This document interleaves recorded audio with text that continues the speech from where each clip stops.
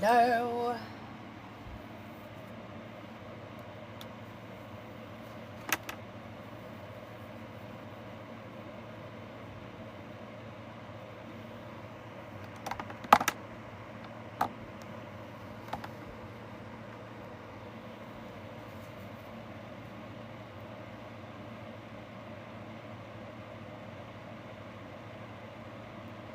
Okay, I'm going to start reading.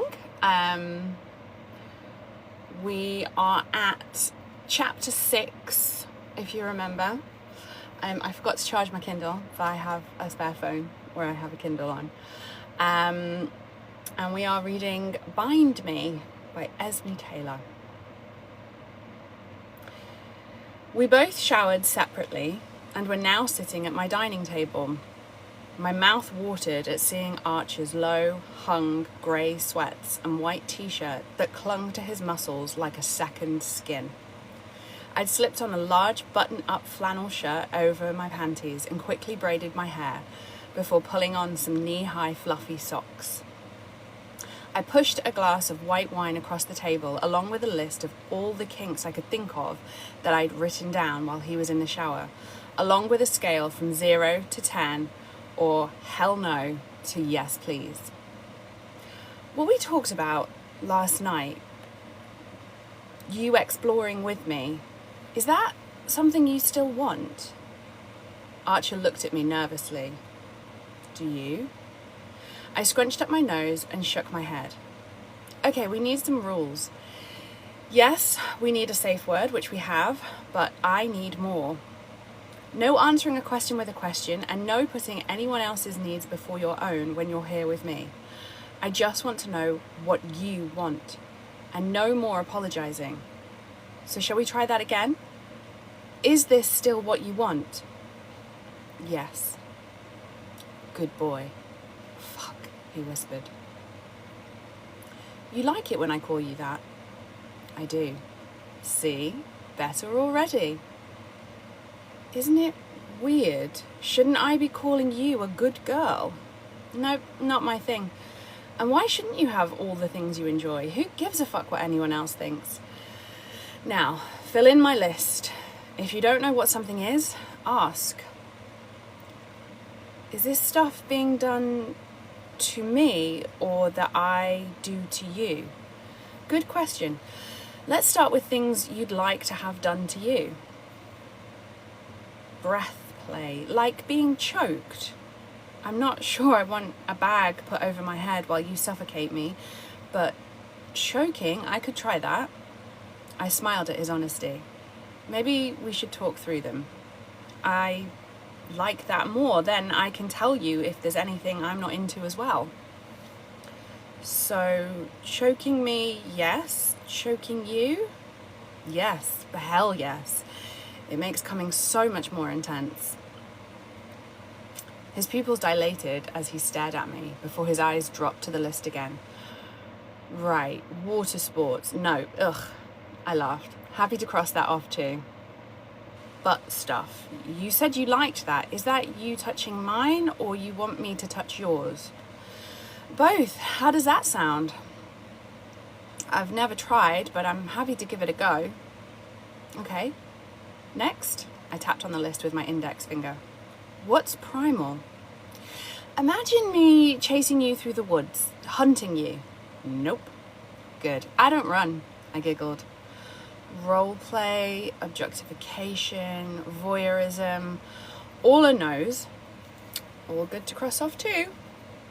He looks back at the list. I don't like pain in any way. I understand. I won't hurt you, Archer, I promise. He offered me a small smile and a nod, making me think he was starting to believe me when I said that. What the fuck is cuckolding? Sharing me? Watching me with another man? Nope. CNC? That's a hard no from me. So maybe we should take that from the list. I'm okay with that because I have no idea what it is. What about dominant submissive? I don't identify it as a dom, but there are definitely things we can play around with. I don't know. My last experience of someone dominating me makes my balls want to shrivel up inside me and never come out again. I ran my fingers over the back of his hand. Then maybe we should put a pause on that. I'm sure your balls are meant for better things than disappearing up inside you. Archer tapped his finger on the table nervously. What about the ropes? The shibari? He nodded, taking a sip of his wine. But that's binding you, restricting you. I thought you didn't want that. He wrapped his hand over the back of his neck, rubbing as he thought for a moment. I saw how many ways you can use it when you showed me that website. There are ways to bind me without restricting me too much. I mean, don't get me wrong, I don't want to be suspended from the ceiling or anything, but, well, there is something about it that really gets to me. I grinned at his reaction. Look at you being all honest. I like it. Kink should be customizable. You take the bits you like and you leave out the parts you don't. You don't have to take everything to its extreme. Archer reached across the table, pushing a loose lock of hair behind my ear before tracing his index finger along my jaw. It was such a tender movement that my skin tingled for more. What do you want? You want something from me? How about someone to play with, to explore with, to have some fun with? His jaw clenched.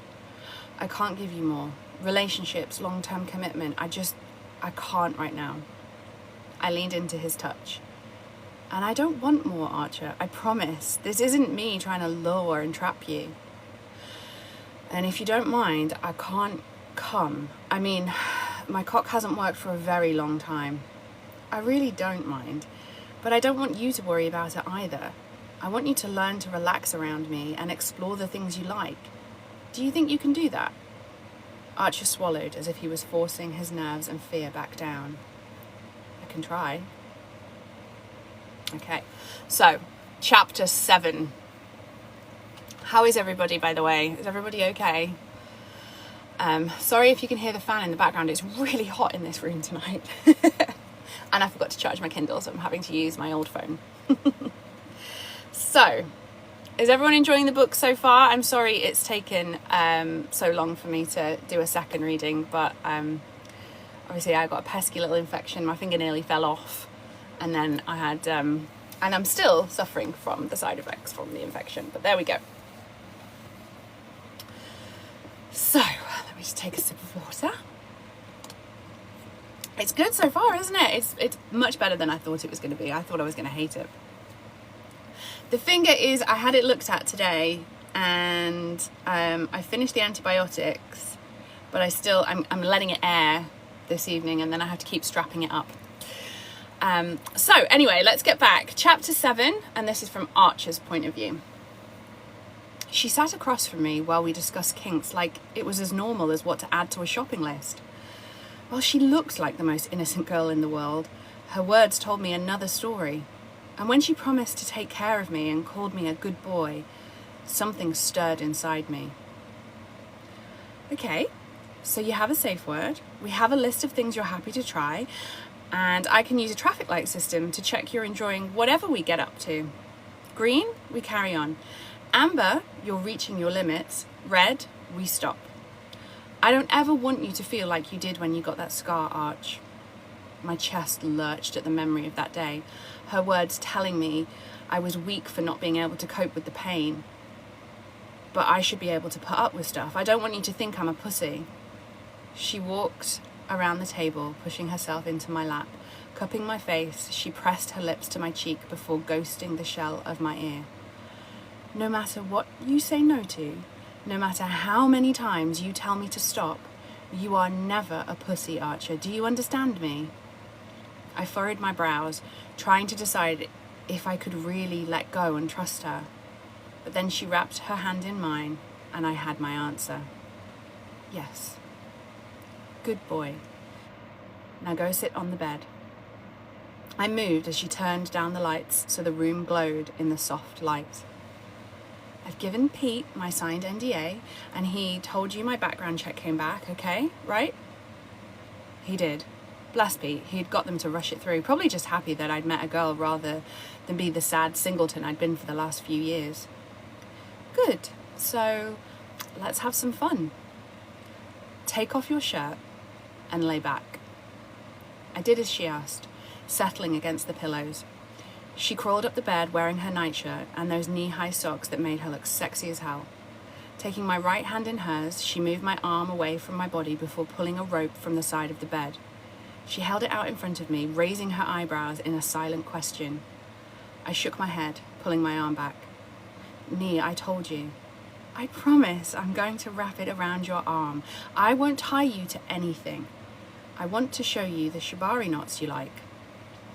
I wanted to make an excuse and run, but the need to feel what it was like to have that rope bound against my skin felt almost desperate. Despite the fear bubbling in my chest, I held out my arm. Okay. I watched as she placed the thick rope around my wrist, wrapping and tying it up my arm to my shoulder. It took her a while, the intricate knots taking time to tie. By the time she'd finished near my shoulder, I was so hard I wondered if my cock could cut glass. Do you want me to tie the other arm? Yes, I croaked. Tell me what traffic light colour you're on. Green. And if I took off your sweat so I could see how hard you were? Green, do it. Fuck. My voice sounded strangled, heavy with a need I wasn't sure I'd ever felt before. My body burned. My cock ached. My joggers were wet with pre-cum and she'd not even started on my other arm. I wasn't sure where to fix my eyes. On the rope bound around my arm or how beautiful she looked, taking charge and showing me what I needed when I'd never understood it myself. Rolling down my sweats, I only pulled them off, leaving me naked apart from the rope bounding my right arm. Wow, she groaned. That is impressive, she said, her eyes fixed on my cock that was hard against my abs. Unbuttoning her shirt, she let it slip from her shoulders, leaving her in just her pink lace panties and her knee-high socks. You're beautiful. Is it okay to admit that I want to touch you? You can tell me anything, she smiled, making me feel safe to be honest with her. Then I want to touch you. I only moved up my body, pressing herself over my cock, the thin layer of her panties the only thing between us. I lifted my unbound arm to her throat, gently collaring the base of her neck, causing her nipples to pebble and her coffee-coloured eyes to darken. Sit up, I whispered, and she moved without question, positioning herself over the shaft of my weeping cock. I groaned from the pressure, sucking in a breath to calm the burning need that had awakened and was demanding to be noticed. Turning my attention to the beautiful woman in front of me, I trailed my fingers down her body, circling her dusty pink areola before moving between the valley of her breasts, over her flat stomach and the curve of her hip, finally resting my palm on her thigh. She braced her hands on my hips as I moved. I watched as her eyes closed and her head tipped back while her lips parted slightly. She didn't rush me, didn't question what I was doing, didn't let out those fake moans I'd heard from women in the past. In fact, I'd never felt so relaxed with anyone before. When she spoke again, her voice was huskier, and I noticed a thin layer of sweat covering her skin as if the effort of holding herself back was taking its toll. She shivered as she refocused her attention back on me. I like your hands on me, Arch. Colour? Still green, I replied as my free hand skimmed up and down her thighs, noticing the wet stain on her panties, which made my body hum even louder. I'm going to sit here and bind your arm. You still good with that? Yes. She lifted a second piece of rope and began the process again, her hips rocking gently against my shaft the entire time. I didn't know how long it took. I didn't care. I could have stayed like that forever. How does it feel? She asked as she tied the last knot. Different, I admitted. Good though. I like that I feel bound, but I can still move. I only pressed her hands to my chest, rubbing herself harder up and down my length. You look so good. I keep thinking how good you'd look if I painted you like this. I can feel how wet you are, I murmured, pulsing my hips below her. I can see how wet you are, She ran her fingers through the pre-cum that had pooled on my stomach, both of us groaning as she brought it to her lips and licked it clean. Arch, can I put your cock in my mouth? There's no pressure to come. I just want to taste you, to help you relax. Is that okay? I nodded. I need you to use your words, Arch, she coaxed. Give me a colour. Green. Fuck, I grunted. I want to feel your lips on me. Dropping down between my spread legs, she ran her fingers up and down my thighs, making my body arch with need. Her mouth found my abs, licking more of my pre-cum from me, while her hand wrapped around my length, moving from the base to the head slowly, causing me to whimper. Suddenly it all felt too much, and I had to lock my jaw, my whole body tensing as I tried to control my feelings. Releasing her hold, she lay next to me, giving me some space. What's wrong? She raked her fingers through my hair, calming me enough that I could get my words out. It all just feels... it feels too much. You want to stop? Use your safe word? No, I just don't know how to explain it. Can I guess and you can tell me if I'm right? I nodded. The ropes are a lot. You love the feeling, but you've never let yourself explore what you want, so it feels overwhelming. I'm unfamiliar. You're not sure if you can really trust me yet, and you're scared to let go, to give in to those feelings because you're not sure what will happen when you do. Yes, I whispered, because that was exactly it. Here we were, this beautiful woman giving me the chance to explore my kinks and what I enjoy with no pressure, no commitment, and no demands. I couldn't ask for anything more. But the harder my cock got, the more my fear grew. Could I trust her enough to let go? Could I silence the nagging voice in the back of my head telling me I needed to be in control and that I needed to stay alert so I didn't get hurt again? Archer, I need you to talk to me. I stick by what I said. I won't hurt you. But I need to hear you say this is what you want. I won't take something you're not ready to give. Touch me, I begged. Where? Touch my cockney, put it in your mouth, taste me. My body arched without my consent, my cock slapping heavily against my abs. I watched as she licked her lips, looking up at me with her big brown eyes before she sank down over my head. Oh shit, I cried, clenching my hands into fists, the movement making the ropes tighten against my muscles which made my balls pull. Ione took me deeper, lavishing my head with her tongue, making more pre-cum leak from my slit. It was just enough, the warmth of her mouth stealing the concerns from my mind and the fear from my body. In the past, when I tried to make myself come, I'd been so focused on the outcome that I'd forgotten about the pleasure to get me there.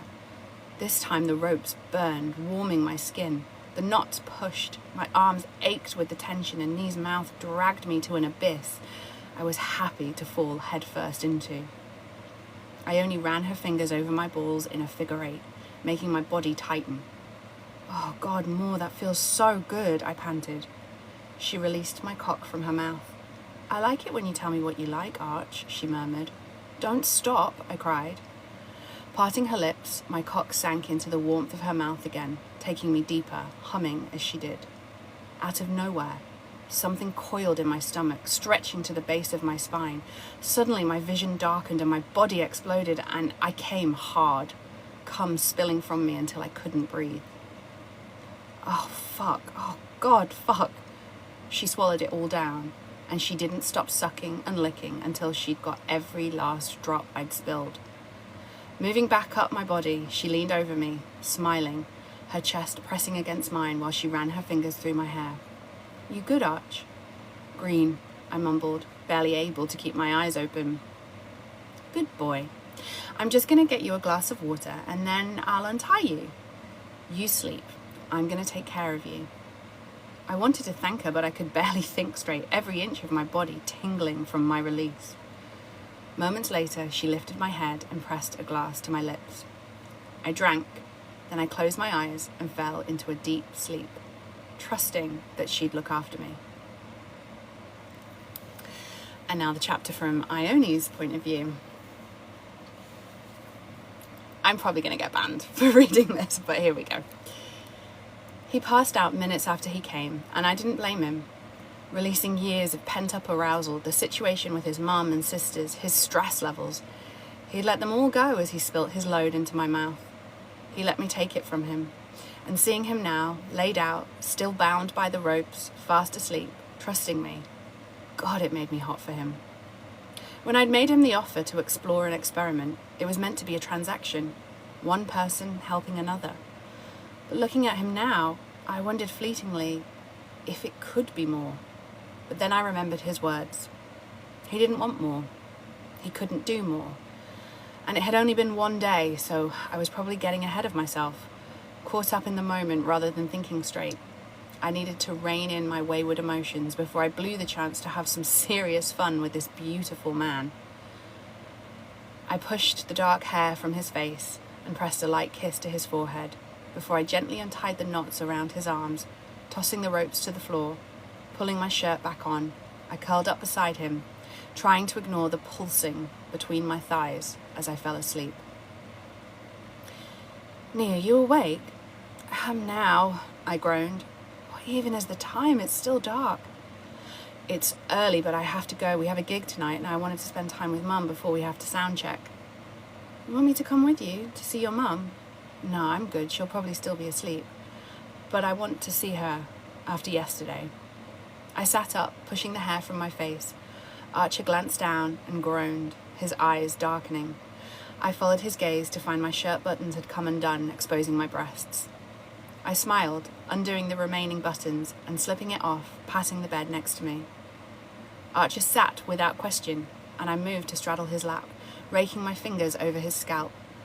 Arching my back, I guided his mouth to my nipple and cried out as he nipped it before sucking it, repeating the same moves on the other one.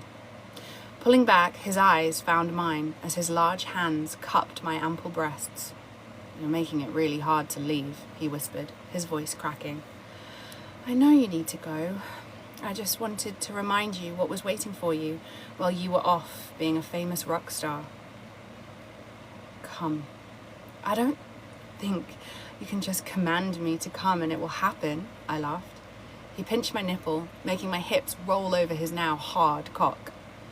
"Oh, fuck me," he groaned as he rocked under me. "No, come tonight. As my guest. Bring Lee. I'll put VIP backstage passes for you at the door." "Where are you playing?" I asked as my lips found his neck. "The O2. I paused, lifting my head, staring at him wide-eyed. "Shit, that's big. I mean, I knew you were on the radio and stuff, but that's a big gig." "I love that you're happy living in your own world, buried in your art, so you have no idea how big we are. At least I know you're not with me because I'm famous," he smiled. "Come tonight. Let me show you what I do." "Won't it be weird?" "Only if you come dressed like this." "Come as my friend. Please." "You had me at the backstage passes. Text me what time I need to be there." "I don't have your number." "I've programmed it into your phone." "Why don't you have a passcode on there?" He rolled his eyes, lifting me off his knee. He laid me back in bed, taking one last look at me before he pulled the covers back up and placed a kiss on my head. "See you tonight, Nee. And thanks for last night. It was mind-blowing." I winked as I snuggled back into the pillows and let out a contented sigh. Friends with benefits, lots of sexy, orgasm-filled benefits. I could get used to this. I mean, what could go wrong? So that was chapter 7. How is everybody doing? I have no idea what the comments are because I can't read the comments and read the book, so it's probably a good thing that I can't see the comments. So, chapter 8, Archer.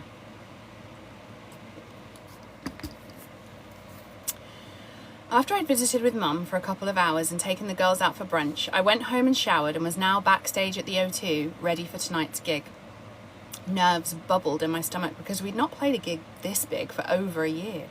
We'd been in the studio recording our new album and tonight was its launch. We were planning on playing some hits from our first album, but then we were going to drop 8 new songs. Our record label had always told us that we weren't like other bands. There was no lead singer.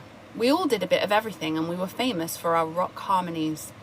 I couldn't wait to start playing our new stuff, and that all kicked off tonight, which probably meant things would get a bit crazy for a while. Something I probably should have mentioned to Ione before we started, whatever this was.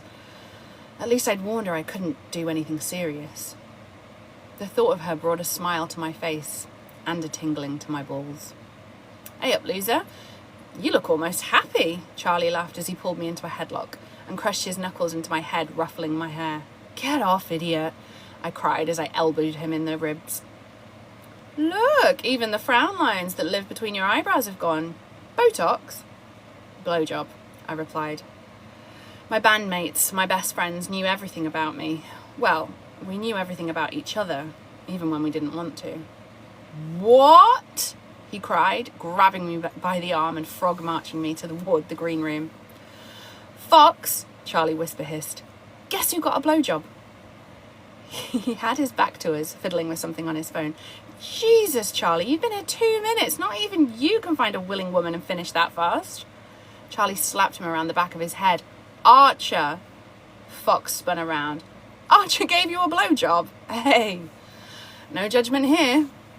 Fox's eyes widened. "Oh my God, what is wrong with you?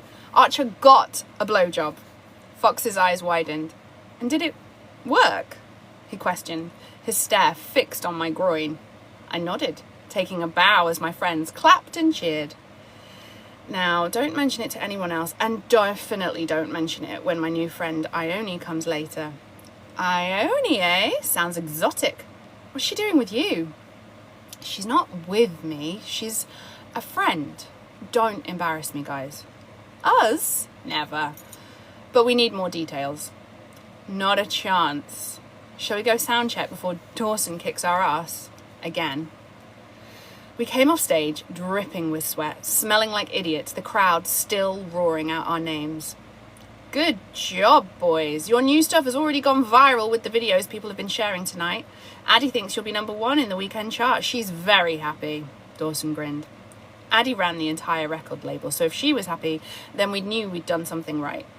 We downed the bottles of water he'd given us before moving back to the green room. A knock sounded out and Pete stuck his head around the door. "Jesus, do you ever go home?" I laughed. "Apparently not. You ready for visitors? I have 2 ladies here who have VIP passes." "2, eh, Pete? Show 'em in.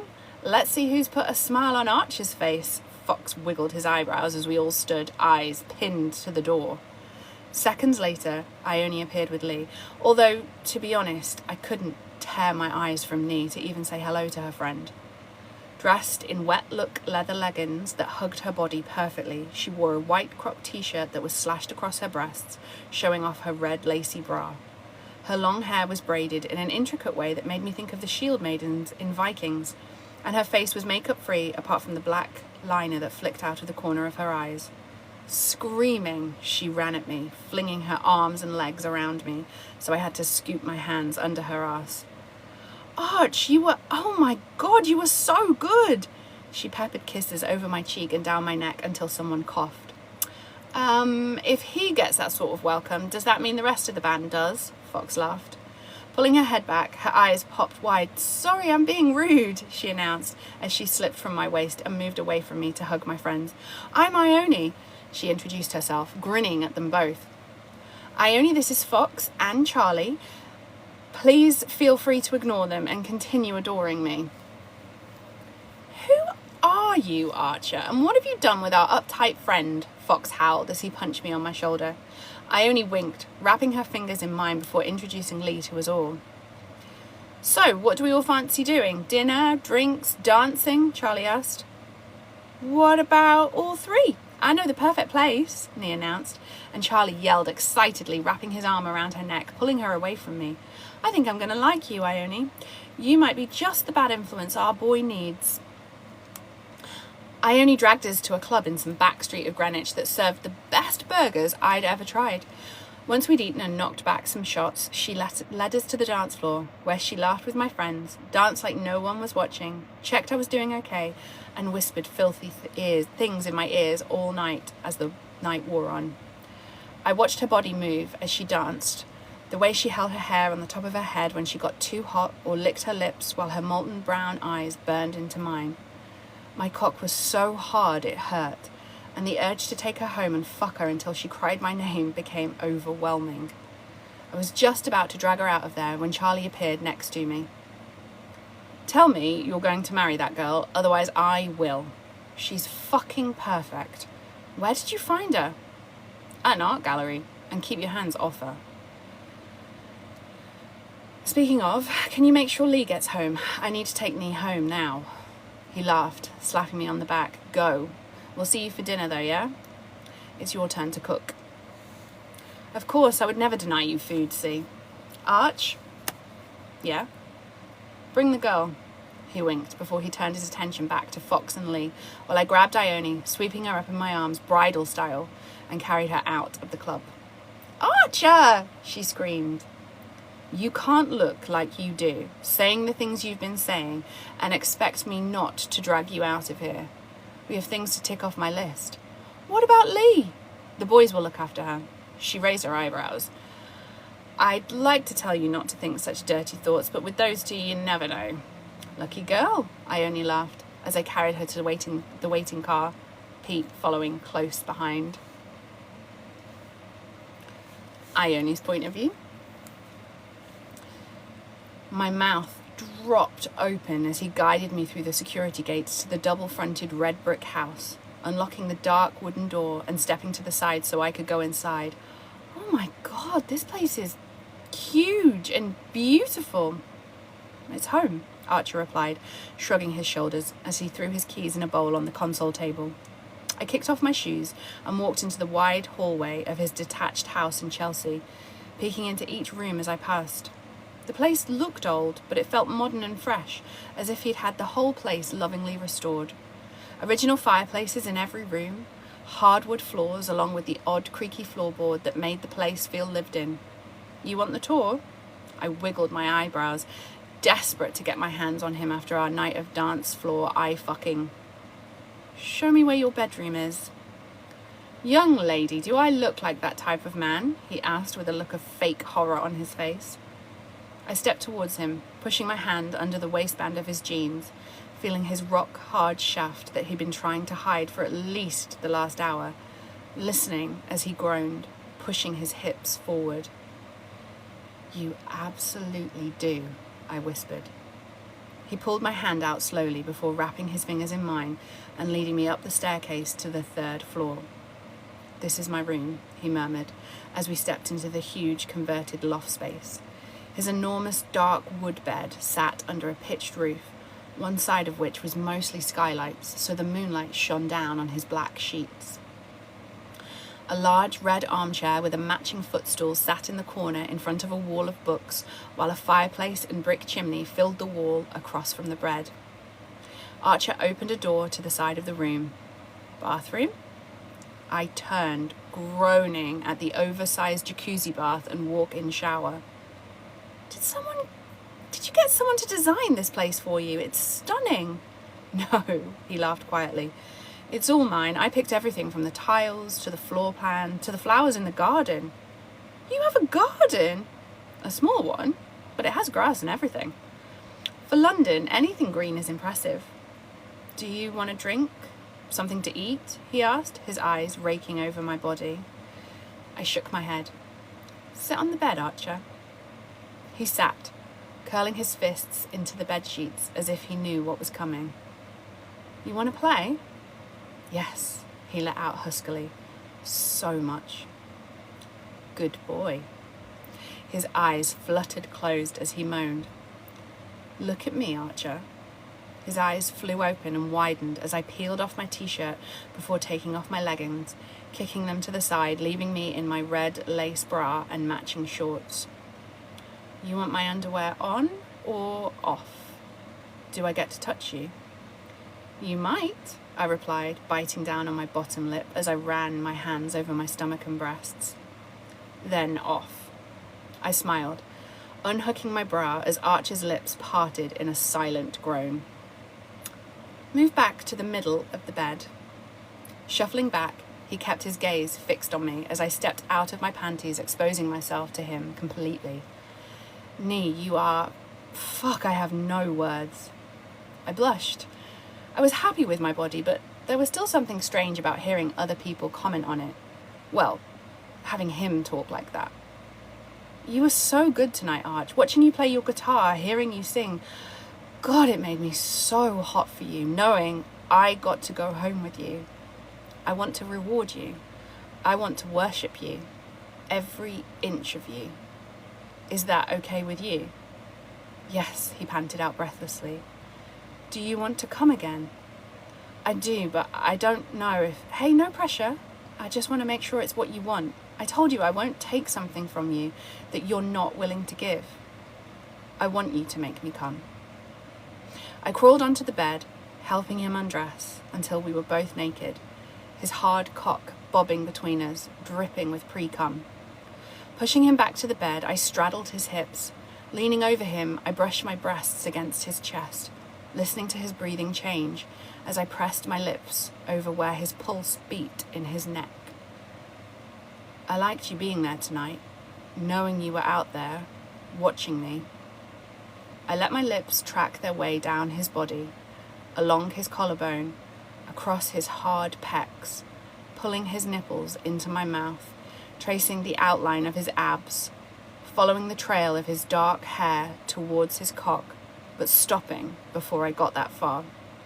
Archer squirmed and bucked beneath me, panting as sweat broke out over his skin, his hands fisting the bedding. Can I touch you? He groaned, pre-cum dripping on his abs. I like it when you ask for permission. Yes, you can touch me, I replied, as I pressed my pussy against his cock, rubbing myself up and down his length. Jesus, Nee, I'm gonna come, fuck. I pulled back, pinching his nipple hard while I rolled his balls in my hands, pulling slightly, his face twisting and his body shaking. I don't want to deny you an orgasm when you've gone without them for so long, but I want to show you how good it can feel to hold them off. If you come, you come. But try to breathe, Arch. Relax. You want to touch me? Yes, God, yes. Where? Anywhere you want. He released his grip on the sheets and reached for my face, running his knuckles along my jaw before wrapping his hands around the nape of my neck and pulling my breasts closer to him. Working kisses down my neck and chest, he circled my nipple with his mouth, sucking and dancing his tongue over my pebbled bud until I arched into him, wanting more.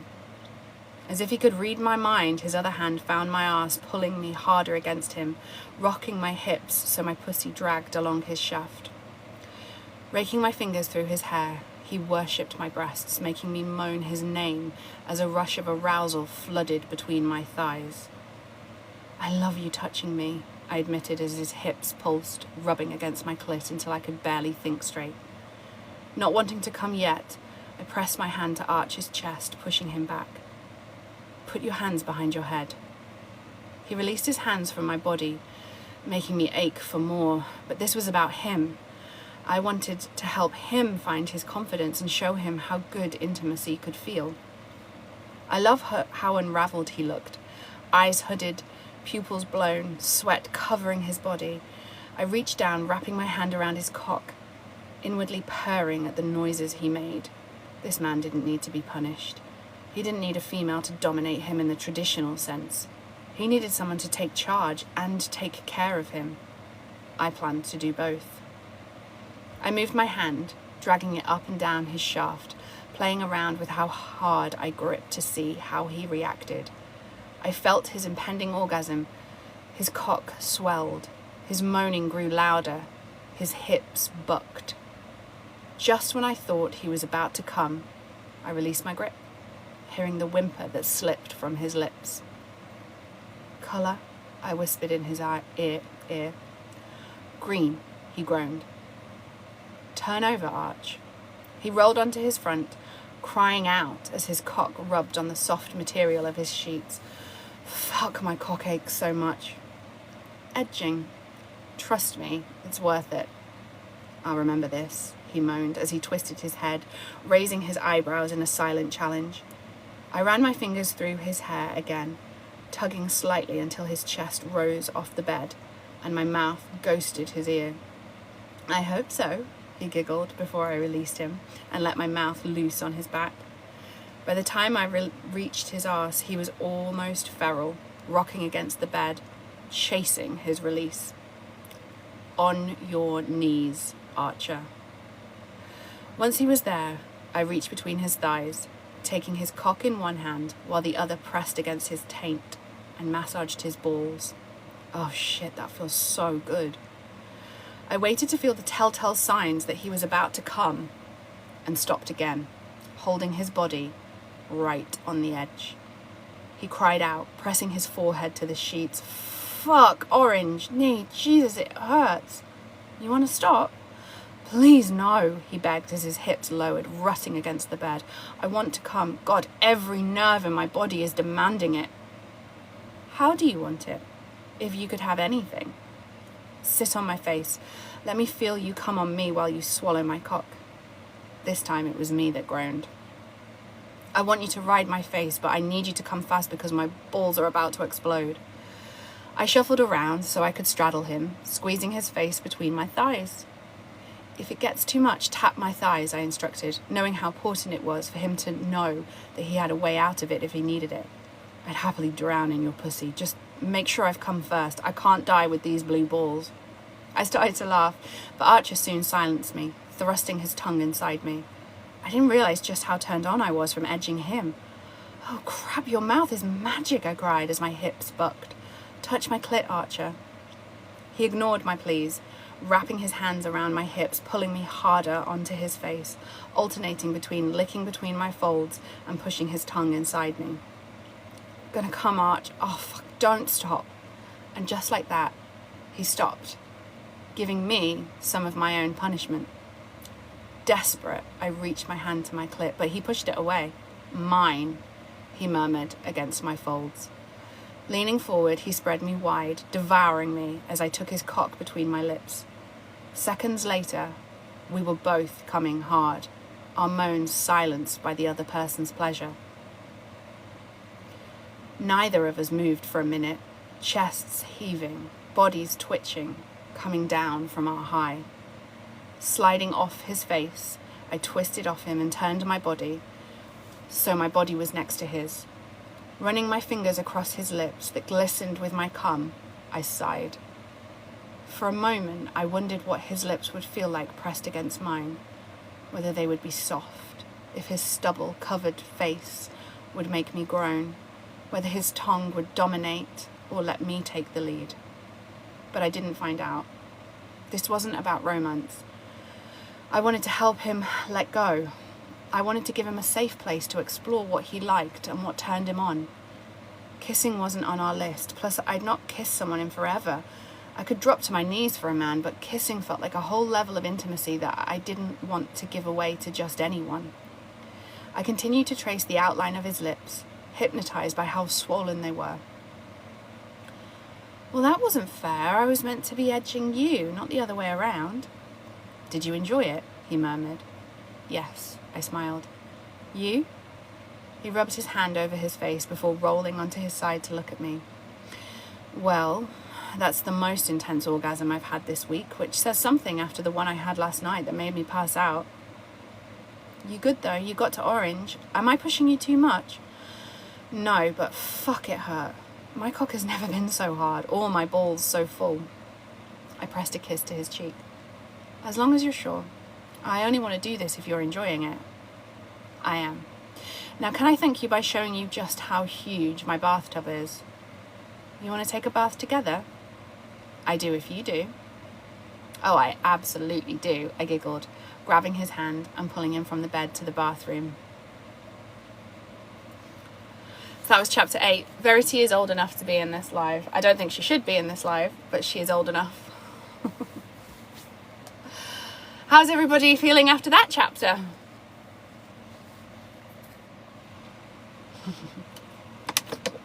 I'm not reading any of the comments, but I saw that one. Oh, that was a good chapter, wasn't it? You need a drink. Me too. I was gonna have a vodka whilst reading this, but I'm like, no, I'm concentrating on reading well. It's really good so far, though. Okay.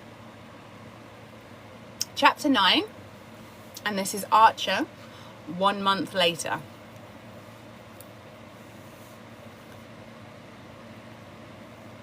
Me.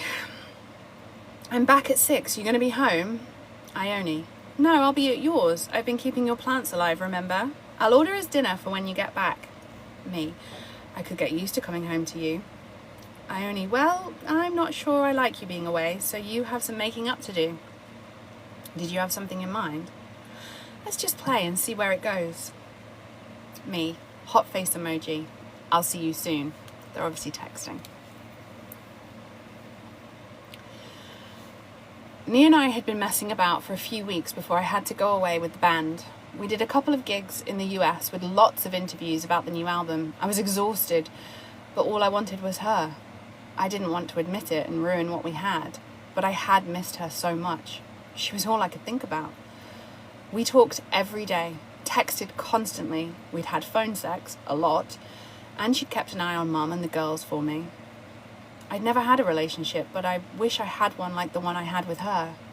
She was perfect.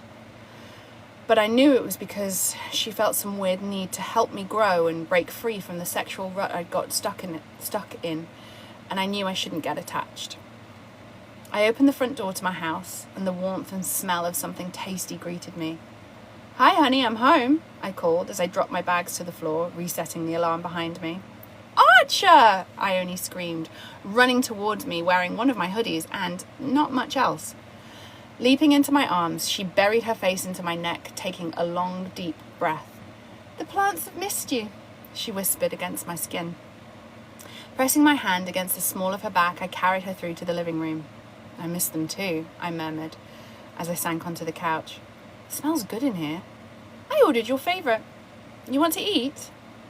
I do, but I'm so jet-lagged, I don't think I can keep my eyes open for more than 10 minutes. She pulled back, stroking her fingers down my face, tracing the outline of my profile. You look exhausted. How about we take the food to bed? I'll feed you and then you can pass out.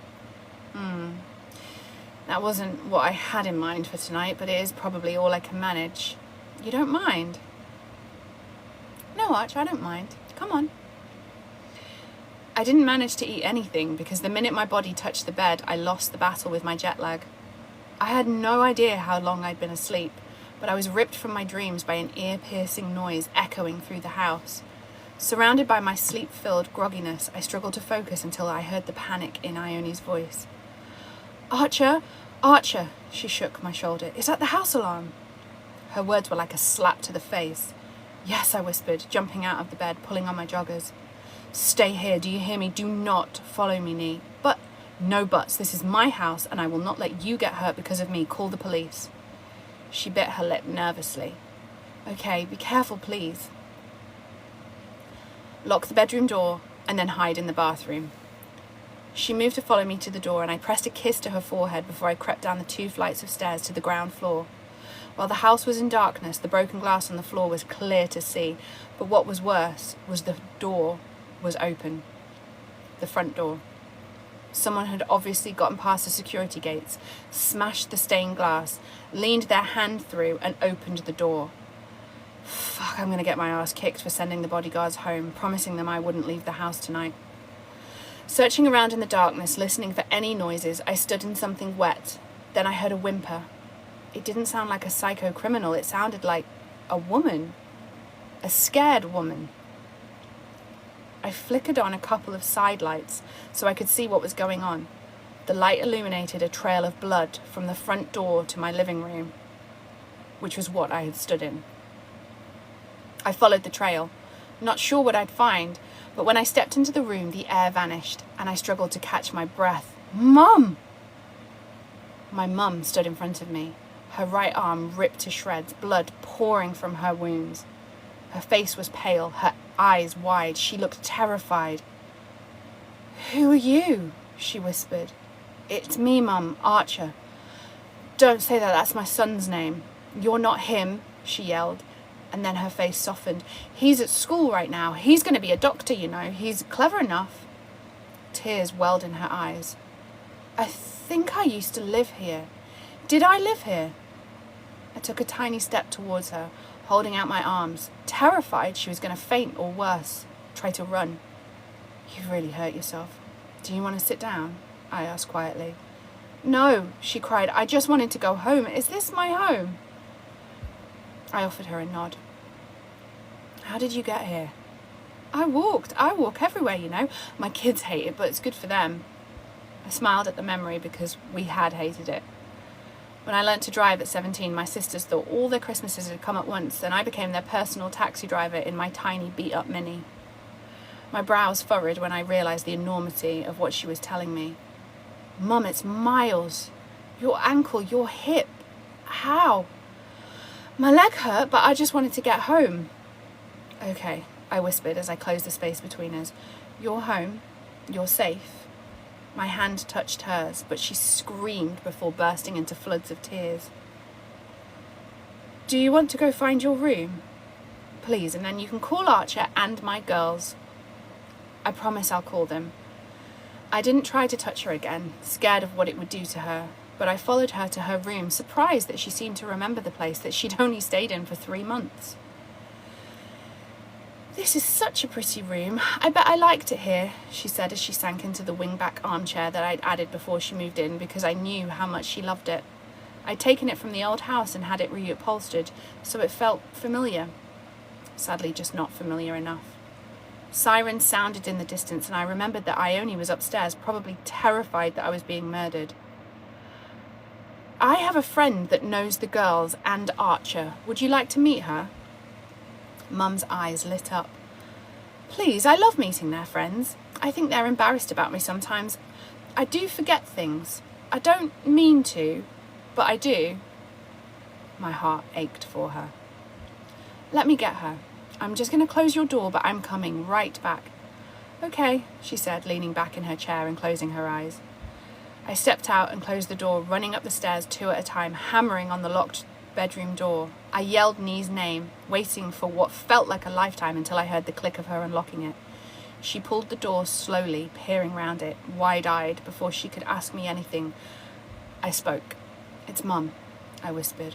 What? Mum, she's here, bleeding, confused. I need to deal with the police, but can you come and help? She cut my cheek, pressing her hand to her chest as if her heart rate was adjusting from the shock. Anything you need, Archer, always. Thank you. She followed me down the stairs, running her hand up and down my back as we stepped into the room, finding Mum still in the chair, the dripping blood getting worse. Hi, Mrs. Walters. I'm Ione, a friend of Archer's. Can I come and sit with you while he goes and makes us a cup of tea? I'd like that, dear. Ione turned and offered me that reassuring smile that she did so well, just as a loud shout came from downstairs. Mr. Walters, it's the police. Mum froze, but Ione took her hand in hers and started talking, making Mum's face soften instantly. You good? I whispered. We're good, but we need to stop this bleeding. There are pillowcases in the dresser next to you. Go, and Arch, she's gonna need an ambulance. Get the police to call them for you. I ran down the stairs and found 2 policemen creeping through my house. I explained the misunderstanding, and they called an ambulance before leaving. By the time I got back upstairs, Ione had dressed Mum's arm and tucked her into bed, sitting next to her, stroking her hair. Pete is on his way with a car for us, but the ambulance might be a while, I explained. Overstretched service, apparently. It's okay, I think I've stopped the bleeding. What's going on? How did she even get here? I sank to the floor, adrenaline and exhaustion attacking my body. Mum used to live here. I had this room converted for her. She moved in and I thought I could cope, but I think the change in her environment affected her dementia. I mean, she's been bad for a long time, but when I moved her in here, she got violent. She started hitting me, screaming at me, trying to run away like I'd kidnapped her. We managed for 3 months until my bruises got too much for Fox and Charlie to ignore. She's my mum. I owe her my life. I should be the one to look after her, I admitted, pulling my knees in closer to my chest. Ione sat down next to me. She's ill. You don't have to deal with that on your own. You can't blame yourself for her needing more help than you could give her. I shrugged. Archer, your mum just walked 3 miles on a broken foot and hip because she was searching for something familiar. She was searching for you. A sob ripped from my throat, a knee crawled into my lap. She loves you. She might not recognize you, but you are at the core of all of her memories. That's an amazing impact to have on someone. Wrapping her arms around me, she pressed me to her chest while I fell apart. We'll go with her to the hospital and demand some answers about how she found her way here. We'll come up with a plan about how to keep her safe, and we'll do it together, okay? You don't have to. This isn't what you signed up for. Pressing her fingers to my chin, she lifted my head. Hold on. TikTok's being weird. Okay. Pressing her fingers to my chin, she lifted my head, so I looked at her. Well, this is what I want to do. The doorbell ringing pulled us from our conversation. Archie, you good with this? Me helping? I nodded, unable to speak because of the emotion that clogged in my throat. Good. I'm going to let the ambulance people in. You stay with your mum. She stood and walked to the door. I swallowed hard. Nee, she turned. Thank you. And now the chapter from Ione's point of view. I travelled with his mum to the hospital while Pete and a driver took Archer. The staff apologised for the colossal fuck-up that resulted in Archer's poor mum walking miles on broken bones to find somewhere that felt like home. They had no idea how she'd slipped out without anyone noticing. Archer's sisters arrived, upset and as angry and confused as Archer was, and then her doctor came in while his mum was having an x-ray, asking them all to take a seat. I want to apologise again for tonight, but I also feel like I need to warn you about what might happen next. Now, there is no definitive outcome, but I've been working with dementia patients for 25 years, and often when they get a burst of memory, like your mum did, remembering something you didn't even realise they remembered, like the code to your security gates or even how to get to your house, well, it can be the start of a downward spiral. Laura glared at him. She's already in a downward spiral. She walked to my brother's house, where she only lived for a few months, on broken bones. She smashed her arm through a glass window and broke in. You can't tell us any of this is normal. Clicking his pen a few times, he paused, obviously not wanting to say what he was about to. It's not normal. I'm not trying to tell you it is. I'm trying to tell you, warn you, that things might get worse. We might lose her, Sophia whispered. Like I said, there is no blueprint for dementia. Everyone is different.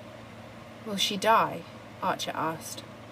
I can't tell you with any certainty, I'm sorry, but you should prepare yourselves for her condition worsening. Laura gasped, emotion cackling in her voice while she spoke. How can it get worse? Look at the state she got herself into tonight, and she doesn't remember any of us. How can it get worse? The doctor stared at them all, one by one, with a look of sympathy on his face that spoke volumes. Look, I'll leave you all to take a few moments while I check your mum is okay in x-ray, and I'll be back later. He left the room and Laura burst into tears while they all stared at the bed their mum should be in, probably wondering how long they had left with her. I'm going to take some time off the band to spend with her, Archer groaned, pressing his fingers to his temples, looking exhausted and almost defeated. No, you're not, Laura spat out in between sobs. I have to. I can't leave her. He sank into a chair, pressing his face into his hands. I stepped back, letting them all have their moment. Archie, you've given up your whole life. School, friends, moments with the band, relationships. You did all that for Mum and for us. We won't let you do it anymore. You can't put your life on hold because she might die. She might live. Any of us might die. Should we all pause our lives just in case? His brows pinched. No, of course not, but it's my job. When Dad left, it became my job. And that was never fair, Arch. Let Soph and I help. Let us pick up the slack so you can have a life. What if she died and I wasn't here? She won't know, Arch. She'll remember the boy who gave up his childhood to look after her, and her girls. You've done enough. My heart broke watching them. Two sisters who desperately wanted to take care of their brother and their mum.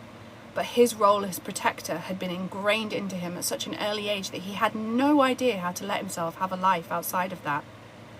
I moved closer, crouching down in front of his bent legs. Are you okay? I whispered against the shell of his ear. He didn't say a word, shaking his head so slightly that only I'd noticed. Can you hold on until your mum gets back? Yes, he whispered. I wrapped my fingers around his wrists. Good boy. Then I will take you home and I will give you anything you need to feel better. I need you. Whatever you need, Archer. Oh, that was an intense, emotional chapter. I quite like that about this book, though. There's a lot of depth to it. How is everybody else finding it? Are people still enjoying it?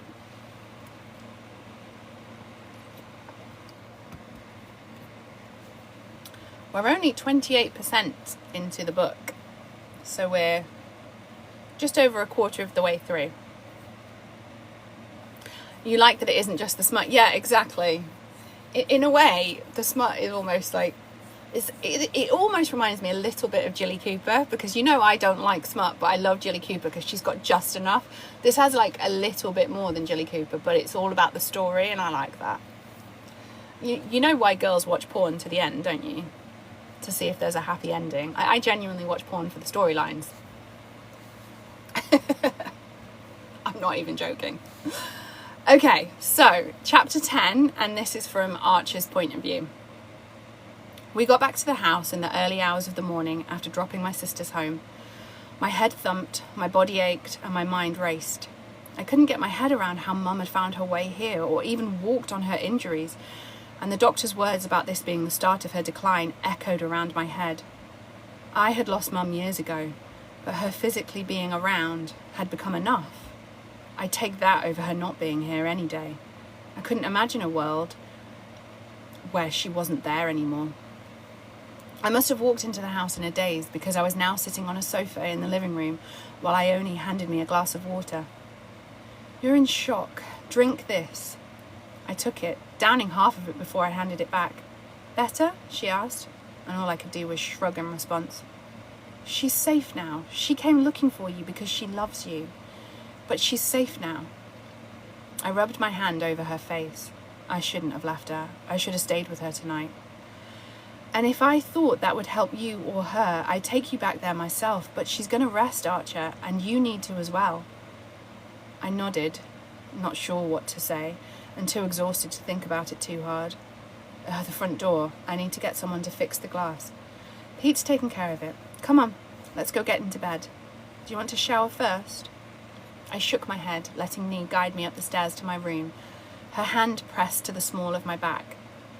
Once in the bedroom, she undressed me and helped me get into bed before she undressed and climbed in next to me. We didn't speak. She didn't coddle me or promise me it would all be all right, because we both knew it wouldn't. Instead, she wrapped me in her arms, twisted her legs through mine, and held me, raking her fingers over my scalp until my body hummed. Better? She whispered. Better. I just wish I could turn off my brain. I don't think I'm ever going to fall asleep. I told you I'll help any way I can. Can I help, Arch? Yes. How? What do you need? Do you want to bury yourself inside me? I groaned, my hard cock twitching between us. Ione and I had fooled around a lot before I'd gone away, but we'd not had sex. I wasn't sure I was ready, and she didn't push me. I don't have any condoms here. I didn't even think to. I got tested while you were away, and I'm on the pill. I know it's been a while for you, so I'm clean too. We have to get tested every month, but I don't know. Archer, come, don't come, I don't care. I just want to help you switch off your brain for a while. Fuck what I wouldn't give to sink into you, I admitted. I'd thought about little else for weeks now, but I was too worried my past experience would ruin it. Tell me what you want, she whispered as her lips found the shell of my ear. Oh God, I gasped as her touch made my body tingle. I want to push my hard cock inside you and feel you stretch around me. I want to press your thighs to the bed while I suck on your neck and bite down on your nipples and fuck you so hard that your breasts bounce and you scream my name. I want to make you come so much that you coat my cock and it drips from you, covering my balls. I want to thrust so deep that your eyes water and I hit your G-spot again and again, making you want to pull my hair and dig your fingers into my back until we both come together before I fall asleep in your arms. Ioni's eyes darkened, her mouth opened and her chest heaving. God, Archie, you have a way with words. I ran my fingers along her jaw. It's easy with you. Everything is easy with you. You make me feel so safe to be unapologetically myself. I want you inside me too. I want to feel you so much. Rolling on her back, she pulled me with her, so I rested between her open thighs, bracing my body weight on my forearms. Taking my shaft in her hand, she rubbed me between her folds before edging my cock to her entrance. Warm, wet, overwhelming, I panicked. "Nee," I whispered, not sure what else to say. "Don't go shy on me, Arch. If you can say those things, then you're thinking them, which means you can make them happen. Let's start slow. No pressure. I don't want to hurt you. I should make you come first. I want you inside me, Arch. Trust me, I'm wet enough. Feel." She tilted her hips, and the tip of my cock slipped easily inside her. My head fell to her shoulders as I pressed kisses against her warm skin. "More, Arch," she instructed. The tone in her voice was just what I needed. I pushed into her slowly, watching her pussy stretch around my thick shaft as I sank inside her. "God, you're so tight," I groaned, moving my hand to her breast, rolling her nipple until her back arched under my touch. Raking her hand through my hair in the way she did that I loved so much, she shifted under me. "And you're so thick. You feel so good. I want you to feel me, Arch. You won't break me." I fixed my gaze on her as I pushed the rest of the way inside her, watching the look of pleasure dance across her face. My heart hammered as my balls pressed against her ass. Suddenly it all felt too much, and I wasn't sure if I was going to come or if my cock was going to give up on me and go soft. "Hey, don't get lost. Stay with me. Focus on me," she whispered. "Do you want me to help?" "Please," I replied, not sure what I was agreeing to, but knowing I wanted this with her. "Roll on your back." She moved with me, pushing herself off my chest until she was straddling on my lap, riding my legs slowly as her fingers dug into my pecs. "Better? Oh, fuck, that feels good," I groaned. "That's it. Find what feels good, Arch. Let go and find what feels right." I watched her beautiful body move as she fucked me harder, rolling and bucking her hips, her breasts bouncing as she moved. My fear, my apprehension, it all vanished, and all I cared about was hearing my name on Lee's lips as she came. Cupping her ass, I pulled her tighter, grinding her against me. Her walls tightened as her chest heaved. Moving her hands from my chest, she leaned back against my thighs, her hair spilling down around her breasts, making herself look like a goddess, offering herself to me. "Right there, Arch, I'm so close," she panted, pressing 2 fingers against her clit. I only had to circle them once before she exploded, flooding my cock with her arousal as her walls tightened and her hips became frantic. "Oh, God, Arch," she cried as her skin flushed, riding out her orgasm and pulling me towards my own. Not wanting this to be over, I flipped her on her back. "I love being inside you," I mumbled against her breast before I circled her nipple with my tongue and then sucked on her hard bud, fucking her with long, slow strokes. Every moan I dragged from her lips sparked something inside me that had been dead or at least dormant for a really long time. Tilting her hips, I pinned her thighs to the bed, hitting at a deeper angle that made us both cry out. Lost in the moment, I drowned in the sight of her, but just as quickly my mind began to spiral, my worries and fears from the day taking over. I froze, and she noticed in an instant. Without saying a word, she wrapped her thighs around me, digging her feet into my ass as she rocked slowly below me, pulling my forehead to hers, silently demanding my focus. "Tell me what you need, Arch," she whispered. "I need something more," I admitted against her warm skin. "I want to drown in you, to let you crawl inside me and have you fill every empty, dark space in my body. I want you to own every part of me." I didn't know what more I needed in that moment or what else she had to give me, but she gave it me anyway. Cupping my face like I was the most precious thing in her world, I only pressed her lips to my temple, then my cheek before pressing a light kiss to the corner of my mouth. I moaned loudly when her lips covered mine. She was gentle at first, but then she applied more pressure, my lips opening as she pressed against their seam, her tongue seeking mine. Tilting my head, I deepened the kiss further, our moments becoming frantic as I tasted her for the first time. I didn't realize our hips were bucking together with the same desperation until Nee came again, letting me swallow her cries as pleasure snaked through my body, digging her fingers into my back, tightening her thighs around my hips. She pulled my bottom lip between her teeth and I exploded, spilling my load inside her, coming until I felt boneless. I kissed her again, slower this time, exploring her mouth, stroking her tongue with mine as my heart rate settled. Her fingers danced across my sides and abs as we both recovered. "Arch," she eventually whispered against my lips. "We haven't done that before."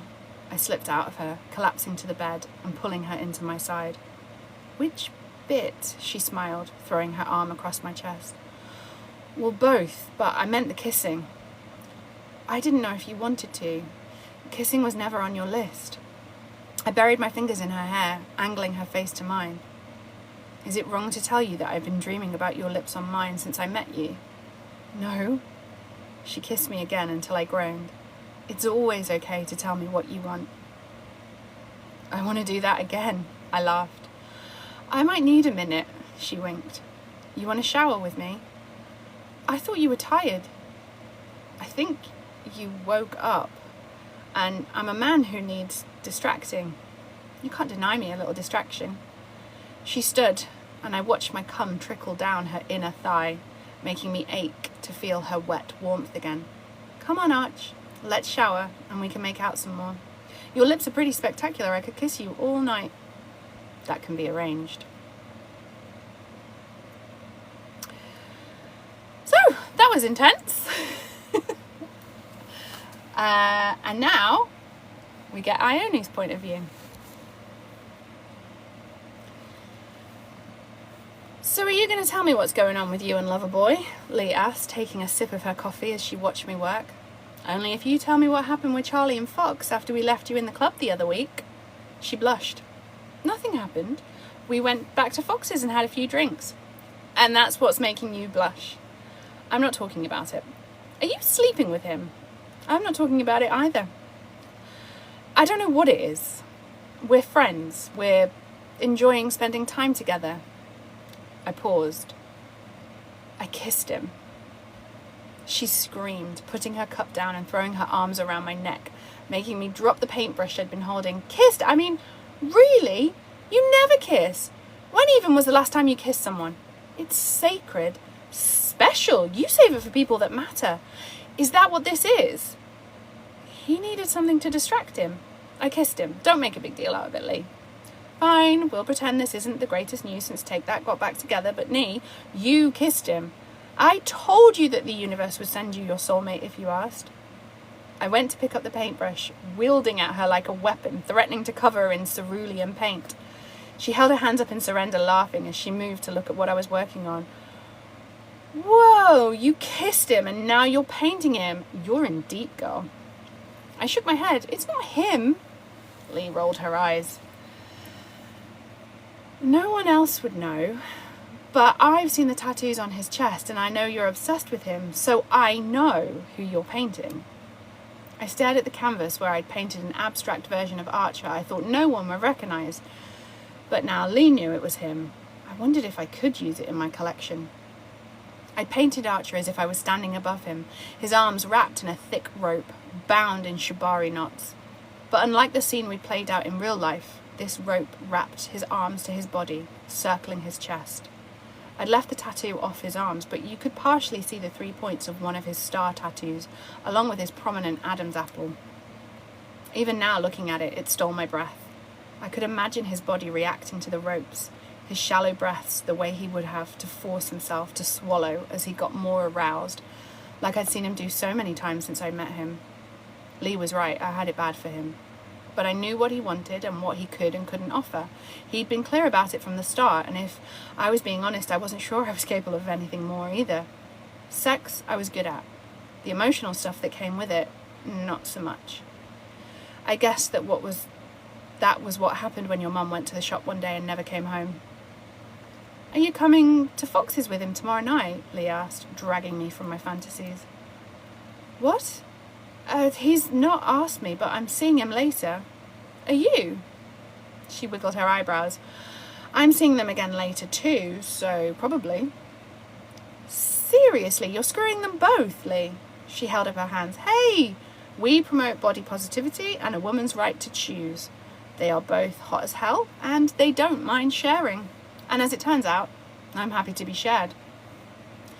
I dabbed paint on her nose, making fake gagging noises as my friend turned around, picked up her bag and coat, wiping the paint on a cloth before she left. See you tomorrow, beautiful. Don't mention the kissing or I will hurt you, I yelled after her. Don't mention the sharing or I will return the favour. The buzzer for the studio's front door sounded and I pressed the button to unlock it, knowing who was coming up. A few moments later, Archer bounded up the stairs, stepping into my top floor space, his guitar case slung over his back. Hey, I called out as his smiling face appeared in front of me. Pressing a kiss to my lips, I tried not to overthink what the intimate gesture meant as he pushed his hands into his pocket, looking adorable. Hey, yourself. How's your mum? It had been a week since she'd shown up at his house, and thankfully she seemed no worse than she'd done before, so the doctors had agreed to send her back to the care home she lived in. Archer had found some new nursing staff to help out, and his sisters and him had worked out a schedule to see her over the next few months that meant none of them were exhausted and they could get on with their own lives to a degree. She's okay. How's your day been? Good, I've been here all day.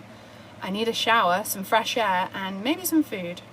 You smell amazing, Archer whispered, burying his face in my hair and breathing in deeply as if to prove a point. Now, are you going to show me what you've been working on? He stepped away and stared at the new white canvas that had a dark pink line in the middle of it.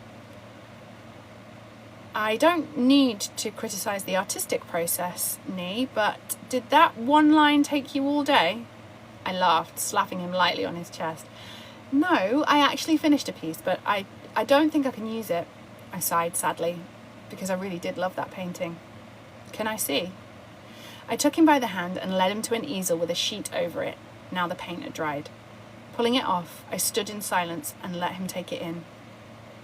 He didn't say a word for a few minutes. In fact, it was so long that my heart hammered so loudly in my chest that I was sure he'd be able to hear it. Unable to cope with the silence any longer, I moved to walk away, but his hand circled my wrist, pulling me back to his chest, his mouth ghosting my ear. Nee, is this me? I paused, pushing the hair that had come loose from my ponytail back from my face. It is. I didn't think anyone would know, but Lee recognised you instantly, so I think I should pull it from the show. Do I get a say? He murmured, pressing kisses along my neck. Of course, I would never use your image without checking with you first. I want you to use it, but don't sell it. I want to buy it. I want it in my house. It's stunning, Nee.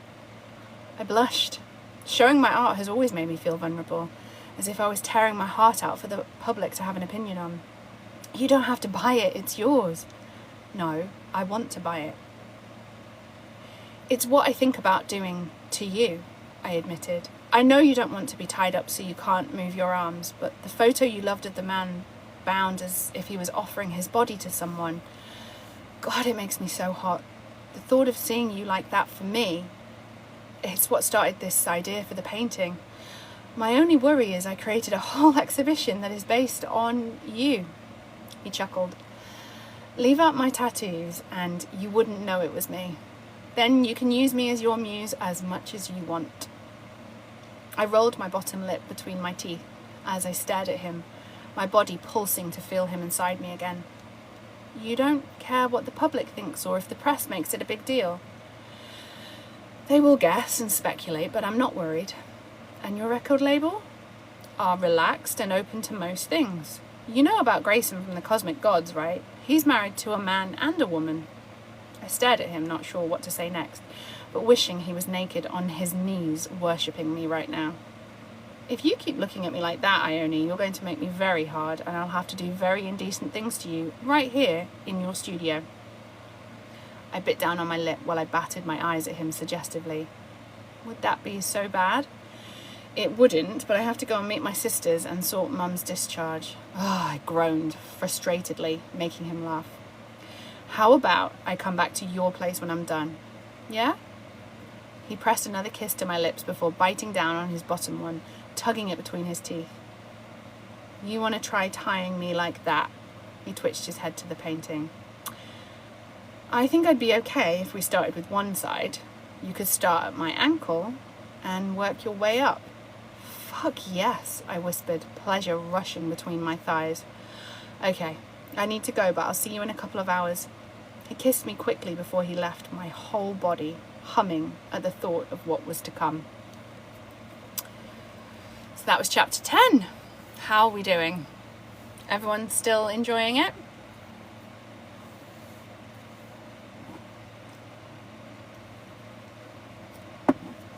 Okay. Chapter 11, Archer. I didn't make it back to Ione's last night. Mum had a meltdown when they brought her back to the home, biting a nurse and trying to escape. It was after 1 a.m. when I finally left, so I headed straight home. I passed out the minute my head hit the pillow, helped by the fact that Ione's scent filled the room from when she was last here, and I woke about midday. My phone buzzed on the side table and I picked it up from where it had been charging, finding a whole heap of messages and missed calls. Sighing, I dealt with the voicemail messages first, most of which were from Mum's home. Mr. Walters, we need you to come in for an urgent meeting about your mother.